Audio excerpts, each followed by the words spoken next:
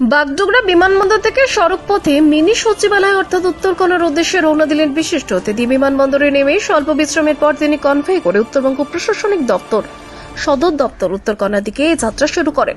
নিরাপত্তা করা বেষ্টনীয় প্রশাসনিক কর্মকর্তাদের উপস্থিতিতে শুরু হয় যাত্রা।